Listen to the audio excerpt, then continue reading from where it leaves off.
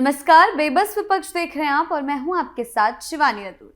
बिहार की राजनीति इन दिनों कई मोड़ों और उलझनों से गुजर रही है, जिसमें परिवार, पार्टी और व्यक्तिगत राजनीतिक रुखों का खास असर दिख रहा है।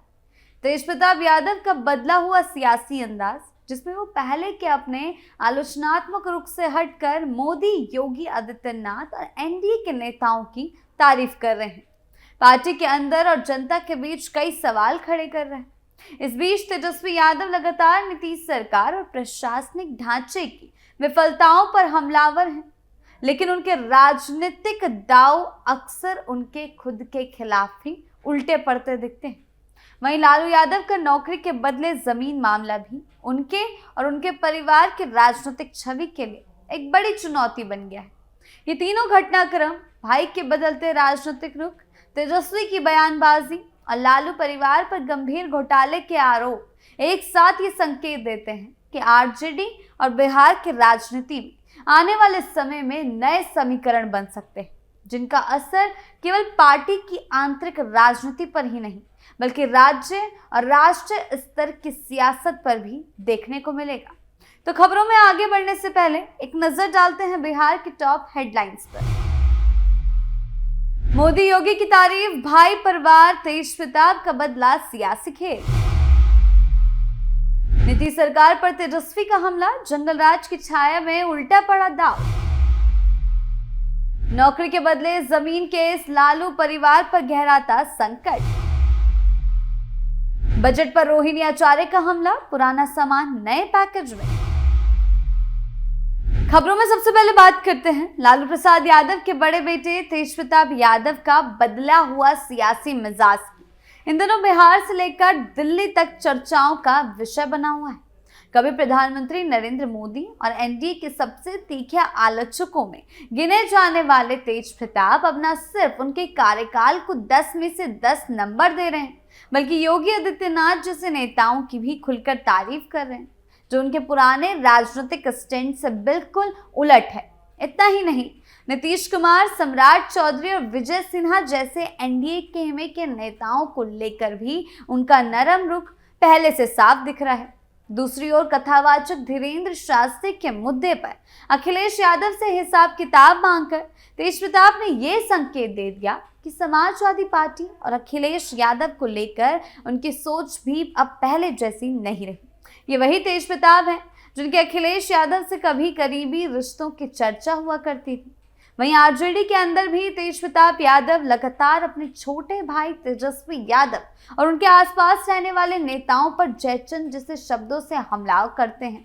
खासकर जब से वो राष्ट्रीय कार्यकारी अध्यक्ष बने हैं, उनकी नाराजगी और भी खुलकर सामने आ रही है। कई बयान देखने को मिले, जैसी बड़ी जिम्मेदारी जब भी उन्हें मिली वैसे ही उनके खेल बदल गए। एक तरफ भाई के खिलाफ बयानबाजी, दूसरी तरफ मोदी और एनडीए की तारीफ। ये सियासी रुख आम जनता के बीच कई सवाल खड़े कर रहा है। क्या ये महज तेजप्रताप की व्यक्तिगत नाराजगी है और असंतोष का इजहार है, या फिर इसके पीछे किसी बड़े राजनीतिक फेरबदल की तैयारी हो रही है? कुल मिलाकर तेजप्रताप यादव का ये बदला हुआ अंदाज न सिर्फ आरजेडी की आंतरिक राजनीति को असहज कर रहा है, बल्कि बिहार की सियासत में संभावित नए समीकरणों की ओर इशारा कर रहा है, जिनके मायने आने वाले समय में और साफ हो सकते हैं और तेजस्वी पर बड़ी गाज गिरा सकते हैं। खबरों में बात करते हैं आगे। आरजेडी नेता तेजस्वी यादव ने नीतीश सरकार पर एक बार फिर हमला किया है। उन्होंने कहा कि बिहार में नीट की छात्रा के साथ हुए कुकर्म और उसकी जान ले लेने के मामले को खुद सुलझाने की बजाय सरकार ने इसे सीबीआई को सौंप दिया। उनका कहना है कि ये साबित करता है कि बिहार का प्रशासनिक ढांचा भ्रष्ट, अयोग्य और पेशेवर तरीके से काम करने में असफल है। तेजस्वी का आरोप है कि पुलिस और सरकार दोनों ही इस मामले में विफल हुई, इसलिए इस मामले की जांच सीबीआई को सौंप दी। उनके अनुसार एनडीए सरकार के मंत्री और मुख्यमंत्री दिन रात सिर्फ दिखावे के लिए अपराधियों को पकड़ने की बातें करते हैं, ढोंग करते हैं, डींगे हाँकते हैं, लेकिन असली कार्रवाई में वो पूरी तरह नाकाम है, ऐसा तेजस्वी यादव का कहना है। लेकिन यहाँ सबसे अहम बात यह है कि तेजस्वी का यह हमला अक्सर उनके खुद के खिलाफ ही काम कर जाता है। उसके पीछे का कारण यह है कि उनके पिता लालू यादव की जंगल राज वाली छवि आज भी उनके ऊपर छाई हुई है। जब तेजस्वी सरकार की नाकामी और भ्रष्टाचार के खिलाफ बोलते हैं तो लोग इसे सिर्फ उनकी राजनीति की चाल समझते हैं और ये सवाल उठाते हैं कि अगर उनकी पार्टी सत्ता में होती तो क्या स्थिति अलग होती। इसलिए तेजस्वी का ये दाव अक्सर उल्टा पड़ जाता है, क्योंकि खुद उन पर सवाल उठने लगते हैं कि उनके पिता के जंगल राज पर सवाल उठने लगते हैं। ये केवल राजनीतिक बयानबाजी लगती है और असली प्रशासनिक जिम्मेदारी वो भी नहीं निभा सकते। इस पूरे मामले में ये साफ नजर आता है कि तेजस्वी यादव अपनी आलोचना में जितना जोर लगाते हैं उतना ही खुद की राजनीतिक छवि पर असर डालते हैं। उनकी हर कोशिश ये साबित करने की कि सरकार विफल हो रही है हमेशा उल्टी पड़ जाती है, कभी कभी उनके ही खिलाफ एक सबूत बन जाती है। और यही कारण है कि राजनीतिक तौर पर उनका ये दाव हमेशा उल्टा पड़ता हुआ दिखाई देता है और उनके पिता के जंगल राज की छवि हमेशा उन पर भारी पड़ जाती है। खबरों में बात करते हैं लालू यादव के नौकरी के बदले जमीन मामले को लेकर। एक बड़ी चिंता बन गया है। इसमें सिर्फ खुद लालू यादव नहीं बल्कि पूरा परिवार शामिल है। इस मामले ने राजनीतिक और व्यक्तिगत दोनों ही स्तर पर उनकी मुश्किलों में डाल दिया है। सबसे बड़ा सवाल ये उठता है कि क्या यह आइडिया आखिर था किसका? क्या लालू यादव के लिए राजनीतिक विरासत और अपने राजनीतिक कद से ज्यादा जरूरी महज कुछ जमीनों के टुकड़े थे? सीबीआई ने इस मामले की जांच की और रिपोर्ट में यह साफ कहा गया है कि कोई अचानक हुआ मामला नहीं था।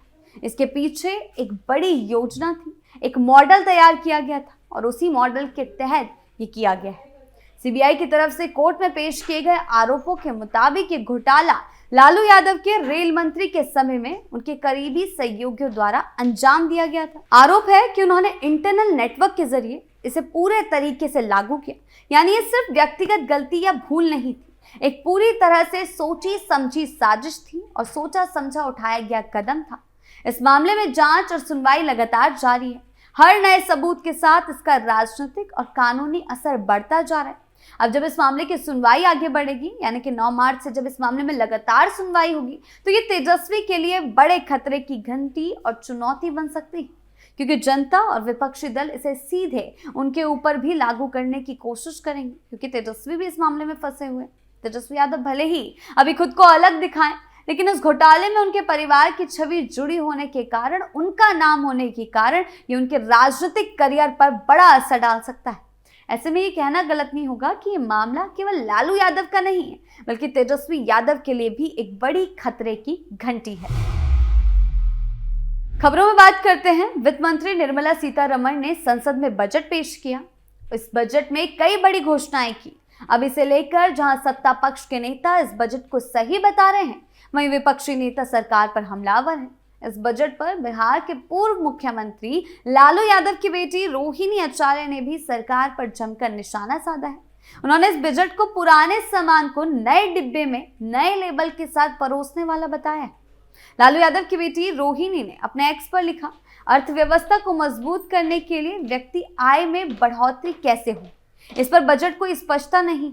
डिजिटल कंटेंट क्रिएशन को बढ़ावा देने की बात की गई, मगर देश की शिक्षित व गैर शिक्षित युवा आबादी के लिए यथार्थ में जॉब क्रिएशन कैसे और किन किन सेक्टर्स में हो। देखिए, रोहिणी आचार्य को आजकल सुर्खियों में रहना बहुत पसंद है, चाहे उन्हें उस बात से मतलब हो या नहीं, वो फिर भी सुर्खियों में बने रहना चाहती हैं। कभी तेजस्वी पर आरोप लगाती हैं, कभी लालू परिवार को घेरती हैं, लालू यादव पर सवाल उठाती हैं। उन्हें लगातार कोई ना कोई बयानबाजी करनी ही है और इसीलिए अब वो बजट पर भी सवाल उठा रही हैं, चाहे उसके बाद उन्हें उसकी ABCD का ज्ञान भी नहीं होगा ढंग से। देश से जुड़े मुद्दों पर भी वो सियासत करने से पीछे नहीं हट रही हैं। कुल मिलाकर देखा जाए तो बिहार की राजनीति इस वक्त व्यक्तित्व, परिवार और विरोधाभासी बयानों के भंवर में फंसी हुई दिखती है। तेजप्रताप यादव का बदला हुआ सुर, तेजस्वी यादव की आक्रामक लेकिन जोखिम भरी बयानबाजी, लालू परिवार पर मंडराते कानूनी संकट और अब रोहिणी आचार्य की हर मुद्दे पर टिप्पणी, ये सभी घटनाएं ये दिखाती हैं कि आरजेडी के अंदर ना तो रणनीतिक एकजुटता साफ है और ना ही संदेश की स्पष्टता। ऐसे माहौल में विपक्ष की भूमिका निभाने के बजाय पार्टी अपने ही अंतर विरोधों से जूझती हुई नजर आ रही है और अगर यही सिलसिला जारी रहा तो आने वाले समय में बिहार की राजनीति में बहस सरकार की नाकामियों से ज्यादा आरजेडी की विश्वसनीयता और दिशा पर केंद्रित हो सकती है और यही उसकी सबसे बड़ी चुनौती बनकर आगे चलकर उभरेगी। आपकी इस बारे में क्या राय है, हमें कमेंट सेक्शन में जरूर बताएं। धन्यवाद।